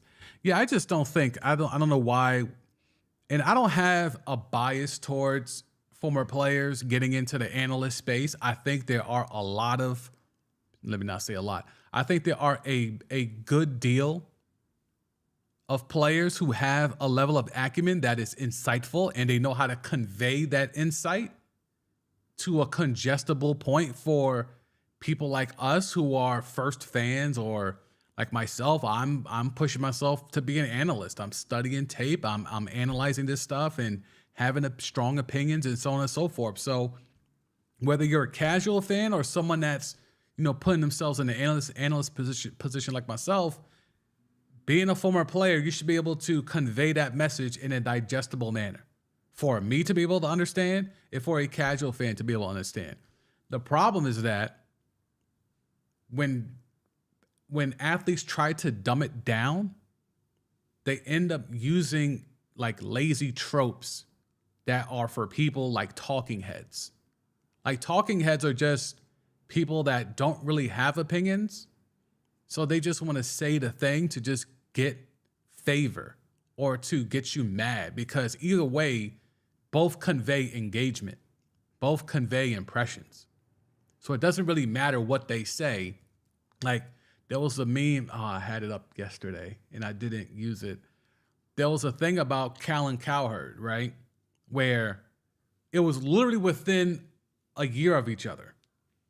They showed him killing Draymond Green, the habitual nut hitter, Draymond Green, calling him out. He's not as good as he says he is, all this type of stuff. And then after the habitual nut hitter, Draymond Green, signed with Colin Cowherd's podcast, digital production company, whatever, The Volume, now all of a sudden, Draymond is the missing piece. He's so vital to the Warriors in their run, so on and so forth. So like, wait, you was killing dude when he wasn't making money for you, when he wasn't potting for you, when he wasn't a cog in your digital empire. You was killing him. But now that you've given him a bag and you're going to capitalize off his clicks and impressions and so on and so forth, oh, now he's a really good player again. Now you don't have to tear him down. Now you're going to promote him because him doing well and being well helps your brand. So again, he's a talking head. He'll say whatever he needs to say to make sure that the money is made. That's not what we want from former athletes. That can't be the lane. If you're a former athlete, you're supposed to give us some insight or be entertaining or something to that fact. And I think oftentimes with these former athletes, they just either one, they're boring, or two, they don't really know what they're talking about, but they're cashing in on the fact that they were a former pro athlete. Or three, they try to jump out the window and be like a talking head when that's not what they're supposed to be doing. McAfee is McAfee because he's himself and he's entertaining as hell. Like, because what analysis can he really give you? He was a punter.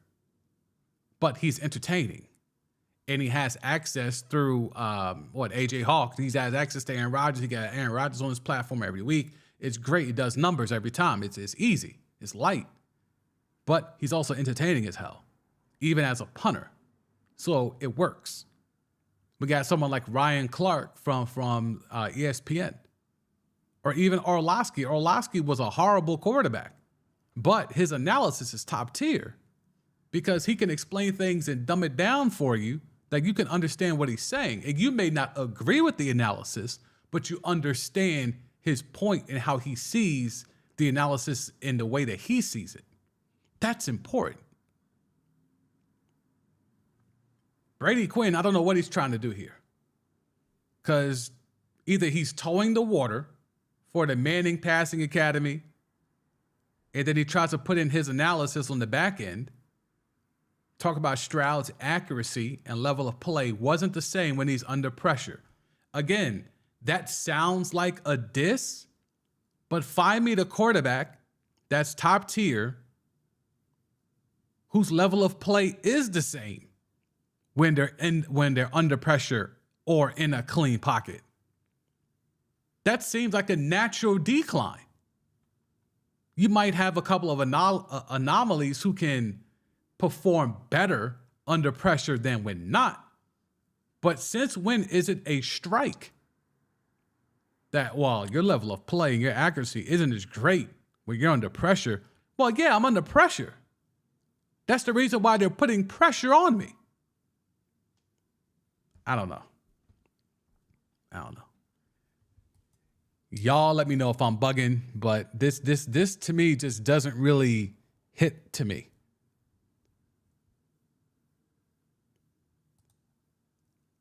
Talal, hi brother, how are you? Hey Talal, what's going on, man? Salute to Kuwait. 49ers want to trade Trey Lance, Lamar, or Roger. Trey Lance, allegedly, teams called the 49ers about Trey Lance. The 49ers have not initiated calls to trade Trey Lance. Teams have called them, and one team in particular we unearthed on this stream is the Minnesota Vikings. They inquired about the availability of Trey Lance because they were trying to do a package that would involve Kirk Cousins going to San Francisco, and the return for the Vikings would be Trey Lance, amongst other things. So, yes, there were reports. It's highly unlikely it happens, but there was conversations had about Trey Lance being available. And one of those teams seems to be the Minnesota Vikings, and moving Kirk Cousins to the 49ers. As far as whether Lamar Jackson or Aaron Rodgers is in that mix, I think that is highly unlikely. Although, if I am the 49ers and Brock Purdy does not play this year, or it looks like he can't go until very late in the year, they're going to need somebody to back up Trey Lance. Because if that Trey Lance thing ain't working early, you don't want to rush back Purdy off of a bum elbow after Tommy John surgery. I don't know if you want to rush him back from that, but we'll just have to let's see what happens there, okay? Alex, Jason Witten is a prime example of translating to both who can't relate to the audience. Yeah, he was really bad. He was really, really bad. Like, that was a one-year disaster. Like, it was almost as bad as like Dennis Miller in Monday Night Football. Even Tony Kornheiser, remember, he tried that in Monday Night Football. Like, yeah, Jason Witten was like really bad. Even Drew Brees. Drew Brees in the studio show on NBC was not very good. He was not very good. So yeah, it's not the easiest transition. Like, people think, and this is the issue I have with like some of these athlete podcasts. It's like, once you run out of locker room stories, what else do you have? Like, okay, you can give us unprecedented access to stuff you've seen, right? Team plane stuff, locker room stuff, team hotel stuff. Like, that stuff is cool. It's cool to learn that stuff. And working in this industry for about 14 years, over 14 years, like, I've gotten a chance to work with former coaches, former athletes, former trainers, and so on and so forth. So they all got stories for days, and some of them are amazing. And then some of them are not that interesting. Just because you saw somebody do something one time doesn't mean that story is interesting. It just means you saw someone who is famous do something. But in the way social media works, in the way that content works, it will still get clicks. It'll be the most benign story that goes on, and it will still just get clicks and get crazy impressions and so on and so forth. So, it's I would love the barrier of entry to be higher, but I don't want it to be gatekept like it used to be back when I first got in this industry. When I first got into this industry, it was all about who you know. Like, literally all who you know. Now, for people that aren't former athletes, it's still by and large who you know. But in terms of being talent, it's really just become either you built yourself online, or you're a former athlete, or nepotism, which is essentially who you know. So those are the barriers of entry now. Back in the days, it was just, who do you know? Who's your father? Who's your next door neighbor? Who did your dad go to college with? Who does your mom, do whatever with? Like it was literally those. What college did you go to? What frat are you a part of? Stuff like that. Like those were the only ways to get in. Anyway, going off on a tangent, my bad. Book it down. Kirk Cousins is a carbon copy of Jimmy G. Both are average level QBs, game managers. I will give a little bit more of a credit to Kirk Cousins than Jimmy G, but I see what you're saying. I see what we're here, but I'm still going to give Kirk Cousins the edge over Jimmy G. All right. Do I have any other windows? Any other tabs? Let me see.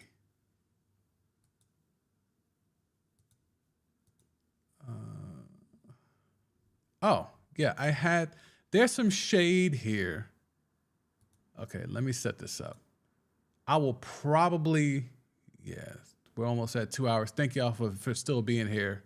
Alex is the MVP of the stream. She's the MVP of the chat today. She has held it down. But let's see. So I had this teed up yesterday, but I had to run. Patrick Mahomes' contract seems like a bargain after the Jalen Hurts extension. Now, it's a very benign headline.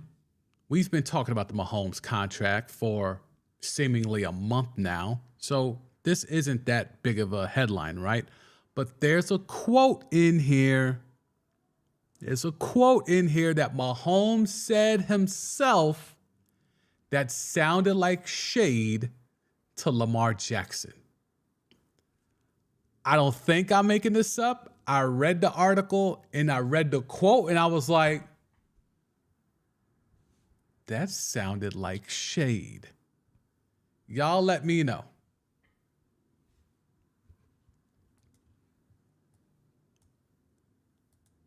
Boogie Down asking the question. I'll let Alex answer that. Unless I'm mistaken, I think the answer's a lady. But I will let her speak on that.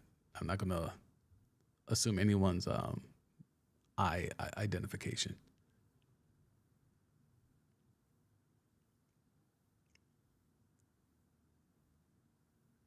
Let's see. Where was it? It was... Okay, so here's the quote that I'm referencing in regards to Mahomes. Courtesy of Forbes. Okay. So this is, Mahomes is congratulating Jalen Hurts, right? All that type of stuff.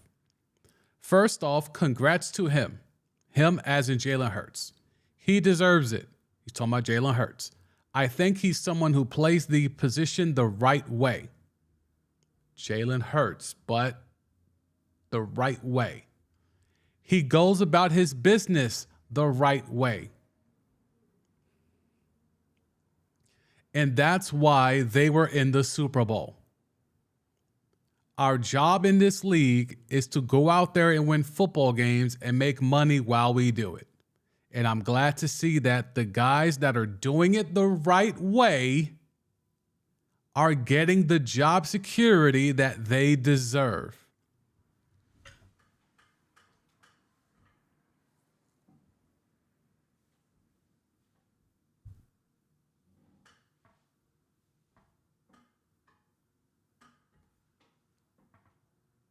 Is that a stab or not? Y'all tell me. There's a lot of stuff here. I think he's someone who plays the position the right way. I don't think there's any smoke there. He goes about his business the right way. Could be a little smoke.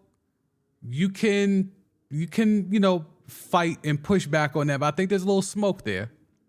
And that's why they were in the Super Bowl. Our job in this league is to go out there and win football games and make money while we do it. And I'm glad to see that guys that are doing it the right way are getting the job security that they deserve. So if this is the right way, What's the wrong way, Patrick? Is the wrong way allegedly requesting fully guaranteed money, or at least more guaranteed money than Deshaun Watson? Is the wrong way requesting a trade on March 2nd because the team is putting a franchise tag on you after you gave them a MVP performance on a rookie deal? Is the wrong way turning down a 3-year, $133 million extension once you realize that there's a bunch of funny money on the back end and you have to wait until year 3 and or 4 to get the full guarantees on that deal? Is that the wrong way, Patrick? Should we all do like you did and take a 10-year, $450 million contract that makes you have to be the starting quarterback in year 10 to get 50 plus M's a year? Is that the right way? Jalen Hurts cashed out on being a second round pick and got 179, let's just round up and say 180 M's fully guaranteed, even though it was announced to be the highest deal ever, which is wrong. So if we keep taking funny money contracts or heavily backloaded contracts like you, Patrick, that's the right way? Is that what we're saying? Is that the type of time you want other QBs to be on? Do it like you? Do it like Josh Allen? Do it like Kyler Murray?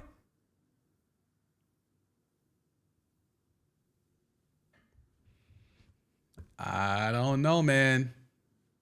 Y'all tell me if I'm bugging, but to me, this felt like shots. This felt like shade. This felt like a jab.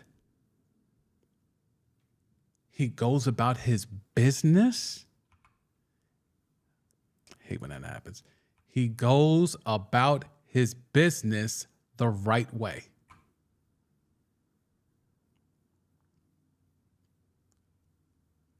I'm glad to see that the guys that are doing it the right way. What's the wrong way, Patrick? And this is why stuff like this, I'm like, did the reporter ask?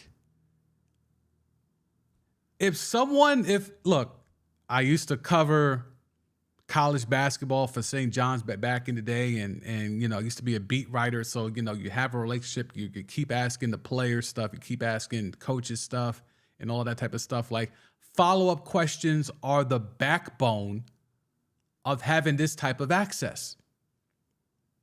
If I'm the reporter or the writer, the journalist, whoever this person considers himself to be, and Mahomes is giving me all of this the right way, plays a position the right way. Okay, that's a little, you can ask, well, how do you play the position the wrong way? You could ask that, but I'm going to let him cook. He goes about his business the right way. Oh, red flag or a challenge flag, something. And that's why they were in the Super Bowl. So there's some tropes here that we can use, that we can tie. Some of this fits some of the lazy narratives about Lamar. I think he's someone who plays a position the right way. There's a lot of people that feel Lamar Jackson does not play quarterback the right way. He goes about his business the right way. Lamar does not have an agent. He does not have a traditional agent. Okay? Him and his mom run LJ Enterprises, right?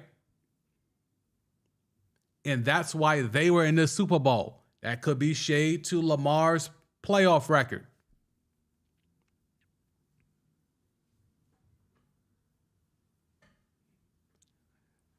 I would love to know what Patrick Mahomes' daddy has to say about this. I would love someone to do the reporting. If we're assuming, if we can make the leap and say Mahomes is throwing subtle shade at Lamar Jackson, someone go find Daddy Mahomes, who was keeping it a buck during the playoff run all the way to the Super Bowl. I would love to know his thoughts on the Lamar Jackson contract situation. Something tells me Daddy Mahomes doesn't think that Lamar Jackson plays the wrong way. Something tells me Daddy Mahomes doesn't think that Lamar is going about his business the wrong way.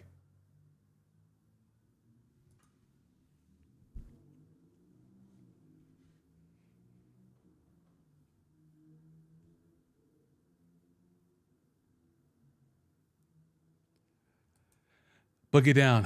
Mahomes is still mad at Lamar Jackson for that unanimous MVP in 2019 and the fact that the entire NFL considers him to be the best player in the league after that 2019 season. Yeah, he was number one in the top 100 thing, right? He was number one in the top 100 thing. That statement is a bit strange. He emphasizing the right way an awful lot. Yeah, that's like, if y'all are down, if y'all know about basketball, that's like some Larry Brown shit, saying you got to play the ball the right way. There's very much a lot of Larry Brown in that statement. If you know, you know. Alex Mahomes throwing shade. It certainly sounds like it. It certainly, I mean, I could be wrong. I could be reaching, but who else do we hear about a quarterback that doesn't play it the right way? Who else do we hear about a quarterback that is going about his business the wrong way? And who else do we hear about a quarterback who's being criticized for their playoff performances? More than Lamar Jackson. I don't know. Boogie down. I've never cared for Mahomes. He always has some Uncle Tom vibes. Uncle Tom might be strong, but at times, like, he's made some strong statements, like post the pandemic. When they were coming back, he had some strong things to say in regards to treatment of African Americans in this country. Unfortunately for him, he plays in Kansas City.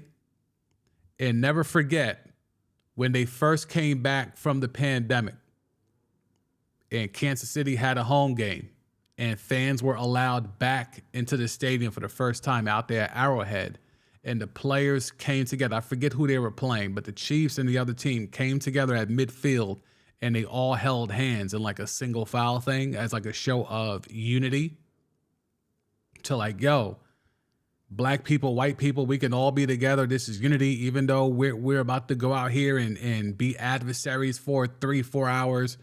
At the end of the day, we're all one race, the human race, all that type of jazz, right? They're standing on the field before the game, midfield.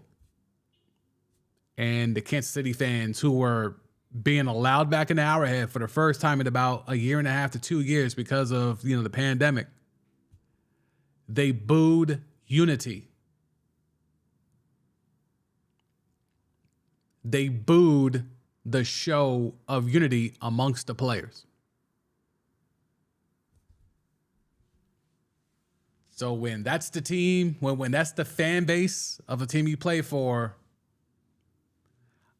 I'm just saying, you might have to move accordingly and say certain things if you don't want to catch heat from that fan base. Not everybody could be Bill Russell and be in Boston and still, the late, great Bill Russell. Everyone can't be the late, great Bill Russell and, thumb their nose at their own, fan base and get away with it. I mean, they took a shit in Bill Russell's home after winning them a championship. So, yeah. Alex Mahomes always struck me as a bit of a cocky, but towing the line. Yeah. I mean, I don't mind the cocky part. I think when you look at his brother is certainly not someone to be desired. If you look at Mahomes' wife, not just from an aesthetic point of view, but just watch her movements, that doesn't seem very endearing.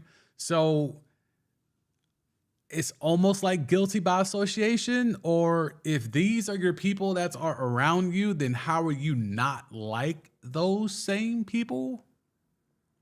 If your brother's a weirdo, allegedly you married a weirdo,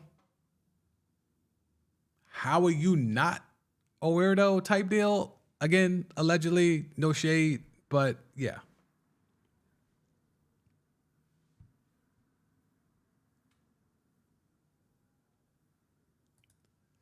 He is mad because he wants everyone to just take what's offered and shut up. Yeah, it definitely does give up shut up and play, shut up and dribble vibes. It definitely gives off shut up and dribble vibes for sure.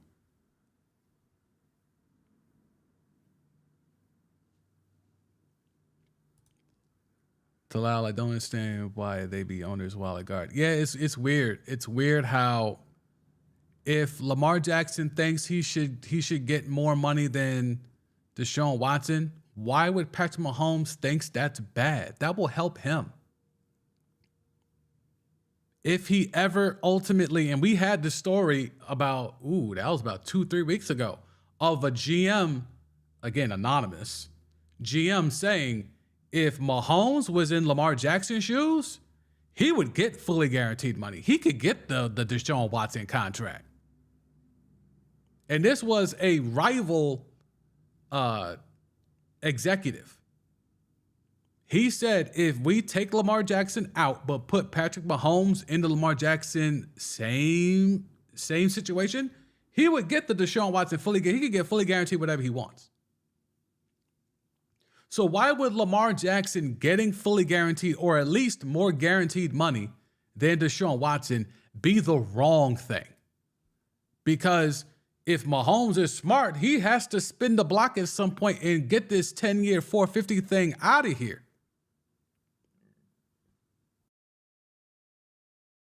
Why would it Mahomes, who has an agent, so he's got to wait for his agent to do his bidding, why would it Mahomes say, you know what? I don't want to wait until I'm, 36 years old to get 52 million.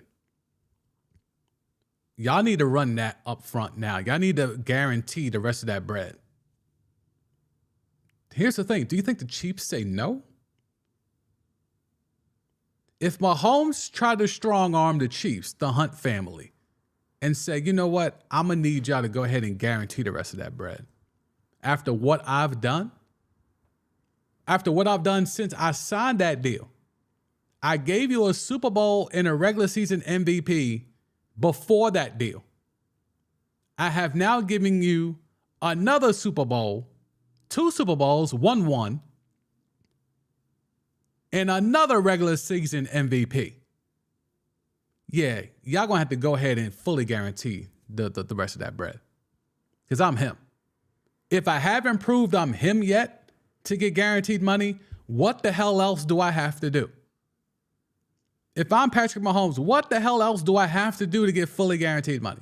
And again, I'm not saying he's asking for it, but if he was on that type of time, because I don't think Mahomes is going to finish this deal. You think Mahomes still going to be playing at 36 under this contract? He's not going to renegotiate this. He's not going to try to tear the years up on the back end of this contract and try to move that money up front. There's no way he just stands pat, pun intended, with this 10-year deal and that's it. I would be highly disappointed if at the age of 36, he's still in this deal and he's only getting $52 million. If he has stood the test of time to still be the starting quarterback at 36 years old, 7 years from now, or whatever it is, I think it's 7-8 years from now, why the hell is he only getting $52 million?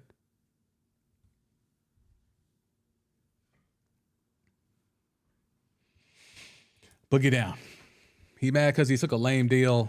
He mad because Watson got better money and LJ got offered a better deal and rejected it. He mad because Lamar Jackson is his own man and isn't a company guy. Well, look, to go along with that last narrative of him being a company guy, who's his coach? Andy Reid. Who was another QB that was alleged to be a company guy and very much carried himself like one? Donovan McNabb. Coincidence? Andy Reid knows what type of QB to get that will toe the line, right? Just saying.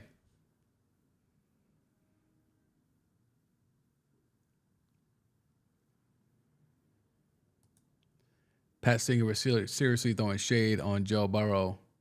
So, I mean, Apple doesn't fall. Well, here's the thing, right?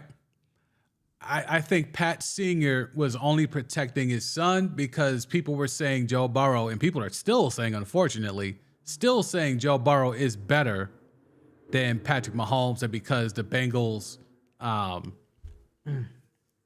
beat the Chiefs or whatever. Like, I think that's where that comes from. So I can see why he was throwing shade. But I think giving the Lamar Jackson situation, knowing how Pat Singer, Daddy Mahomes is, I don't know if he's going to co-sign this rhetoric that his son spit. I don't know if he's co-signing.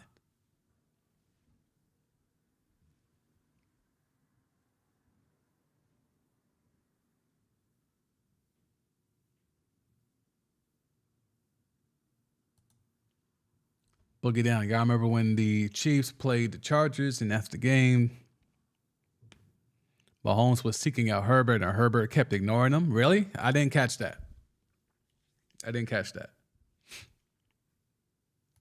Mahomes doesn't have a backbone, and part of me thinks Mahomes knows he's not good enough to carry a bad roster. I mean, you could argue last year's roster was bad. You could argue last year's roster wasn't great. I mean, they lost Tyreek Hill, and hang on, I'm seeing a chat coming in, Boogie down. What did Pat Singer say? No. He didn't say anything. I'm saying if we were to ask Pat Singer, Daddy Mahomes, about Lamar Jackson, I don't think he would be spitting the same type of talk that Patrick Mahomes Jr. is. I don't think Pat Singer is the type. Just hearing him talk and knowing a little bit about where he's from, and plus, never forget, he was a Met. So I grew up in Southside Jamaica, Queens, and he was a Met at the time where a lot of Mets were moving through Queens in certain things. So let's just say it would not shock you to go to, at that time, Pathmark and see a Met in there. It would not shock you to go to the bodega and see a Met getting a bacon, egg, and cheese. They were around the way. So something tells me Daddy Mahomes, who was around the way when he was a Met in South Jamaica, Queens, I don't think he's saying this same stuff and throwing subtle shots at Lamar Jackson. I would not put money on that.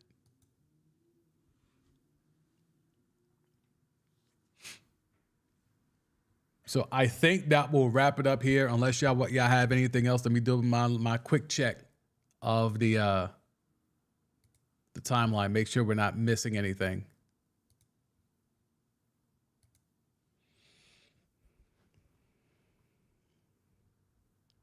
Andy Dalton on the Zoom. Nope, don't need that.